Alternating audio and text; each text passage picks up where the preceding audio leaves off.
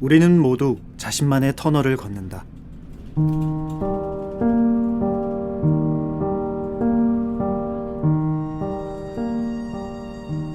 운 좋게 터널을 지났다고 해도 어느새 다른 터널을 만나곤 한다. 터널이 짧든 길든 누구나 겪어봤고 겪고 있을 것이다. 스스로에 대한 불안, 자신의 능력을 알아주지 않는 세상에 대한 불만, 내 탓도 아닌데 책임져야 하는 목 같은 구조에서 오는 억울함. 이유가 어찌되었든 우린 모두 각자의 터널을 지난다. 영화 틱틱붐은 자신만의 뮤지컬을 만들기 위해 고군분투했던 조너던 라슨이라는 청년을 통해 터널을 걷는다는 게 어떤 것인지 생생하게 보여준다. 그는 최고의 락 뮤지컬이자 영화로도 만들어져 수많은 사랑을 받은 뮤지컬 렌트를 만든 예술가이자 10년 넘은 무명 시절을 보내며 수많은 거절, 가난, 두려움을 겪으며 터널을 걷는다는 게 어떤 것인지 누구보다 잘 알고 있는 사람이기도 하다. 1990년대 겉으론 고도성장을 말하며 속으론 빈부격차가 심해지고 여러가지 차별과 폭력이 난무했던 뉴욕 슬럼가 구석에서 라스는 밤마다 아름다운 곡들을 만들어야 했다. 몇 달째 못 낸 전기세로 인해 빚도 하나도 없는 월세방에서 인생의 아름다움과 사랑에 대한 이야기를 썼다.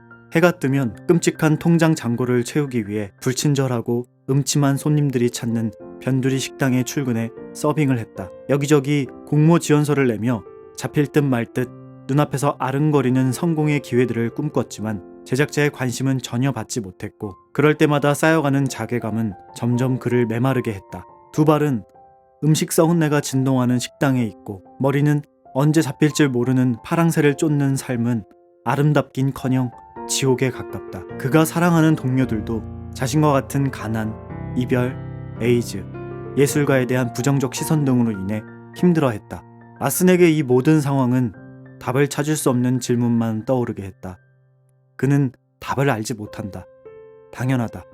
그가 느끼는 아이러니들은 개인을 벗어난 사회적, 국가적, 지구적, 우주적 차원의 아이러니였으니까.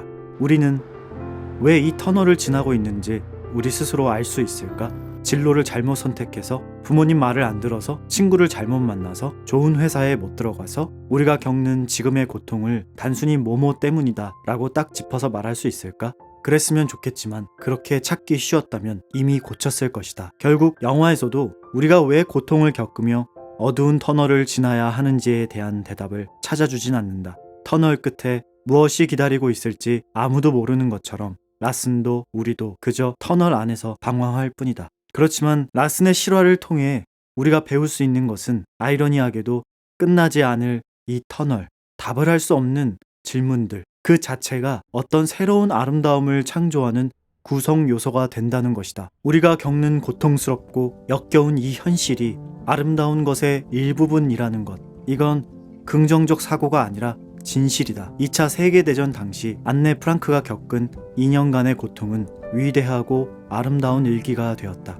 헬렌 켈러의 시각, 청각 장애는 앤 설리번이라는 훌륭한 교육자를 만들었고 세상 모든 이들에게 한계란 없다라는 숭고하고 아름다운 가치를 선물했다. 나와 당신 그리고 인간이라면 누구나 걷고 있는 이 터널과 해결되지 않는 질문들은 모두 어떤 아름다움을 향해 가는 일부분이다. 이해할 순 없지만 이게 진실이다. 마치 푸르게 피어나 노랗게 빛나다가 처참히 떨어져 사람들에게 밟혀 사라지는 은행나무 잎이 아름답게 느껴지는 것처럼 조나단은 영화 내내 자신의 노트에 질문을 적는다.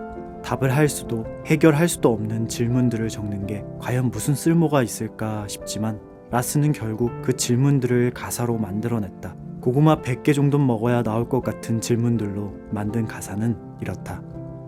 왜 우리는 열심히 살아야 할까? 왜 우리는 새 길을 내야 할까? 어떻게 우리는 잘못된 걸 보고도 싸우지 않을 수 있을까? 어떻게 해야 누군가를 날아오르게 할 수 있을까? 그저 멀리서만 궁금해 하겠지. 왜? 매일 불안하고 매일 비참하지만 그것들을 외면하지 말자. 해결할 순 없겠지만 적어도 매너 있게 행동하자. 여기서 매너라는 것은 그것들을 품어서 어떤 유형의 결과물로 만들어내자는 것이다. 당신이 뮤지션이라면 음악으로, 조각가라면 작품으로, 바리스타라면 커피로, 직장인이라면 당신만의 프로젝트로, 작가라면 글로. 당신이 느끼는 고통, 당신이 품고 있는 풀리지 않는 질문들이 언제 어떻게 끝날지 모른다. 또한 당신은 당신이 느끼는 고통이 어떻게 가장 아름다운 것이 될 수 있는지 모른다. 그저 세상이 내가 이해할 수 없는 방식으로 나를 살아있게 만들고 돕고 있다는 믿음, 그것을 가질 수 있을 뿐이다. 묘하지만 아름다운 것을 만들어내기 위해 오늘도 이 지옥 같은 터널을 걸어보자.